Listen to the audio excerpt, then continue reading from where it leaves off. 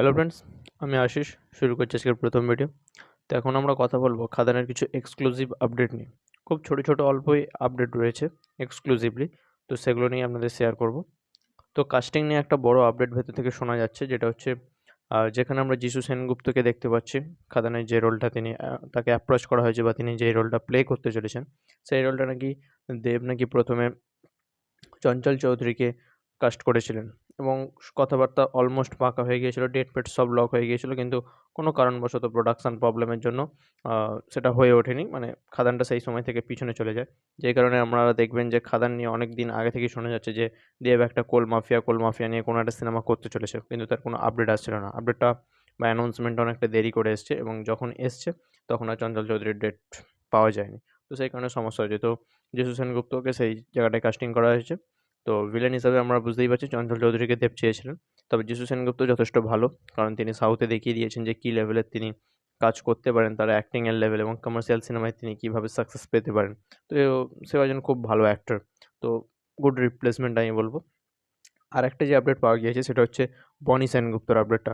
কারণ আপনারা জানেন খাদানে বনি সেনগুপ্তকে কাস্ট করা হয়েছে। তো বনি সেনগুপ্তর জায়গায় নাকি দেব নাকি মোশাররফ করিমকে কাস্ট করতে চেয়েছিলেন। সেটাও কোনো কারণে হয়ে ওঠেনি এবং তারপরে সেটাকে বনি সেনগুপ্তকে নেওয়া হয়েছে। তবে এখানটা নিয়ে আমার একটু ডাউট রয়েছে, কারণ বনি যে লেভেলের অ্যাক্টর আর মোশাররফ করিম যে লেভেলের অ্যাক্টর, মানে একদম মাইন্ড ব্লোয়িং লেভেলের অ্যাক্টর। মোশাররফ করিমের লাস্ট টাইমে হুব্বা আপনি দেখতে পারেন। ছবিটা যতটাই সিম্পলিস্টিক চলুক বা নাই চলুক বা যেমনইভাবে বিজনেস করুক, মোশাররফ করিমের পারফরম্যান্স কিন্তু চোখে লাগার মতো। বাংলাদেশে সে একজন খুব বড় অ্যাক্টর। তার অভিনয়ের ফ্যান কিন্তু অনেক লোক রয়েছে। তো সেই অনুযায়ী এত বড় একজন অ্যাক্টরের রিপ্লেসমেন্ট বনি সেনগুপ্তকে করা হয়েছে, যার ক্যারিয়ারে সেরকম অ্যাক্টিং লেভেলের কোনো মুভি নেই। যদিও তার প্রথম ২-১ সিনেমা 'বরবাদ' আর আই থিংক 'পারবো না আমি ছাড়তে তোকে', এই দুটো ছবি ছাড়া তাকে কোনো ছবিতেই আর পারফেক্ট লাগেনি। তার সেরাটা পাওয়া যায়নি এবং আমার তো মনে হয় না সে এখনো পর্যন্ত তার কোনো ছবিতে তার সেরা পারফরম্যান্স দিয়েছে। মানে তাকে আমরা এখনো পর্যন্ত ভালো ডিরেক্টরের হাতে পড়তেই দেখিনি।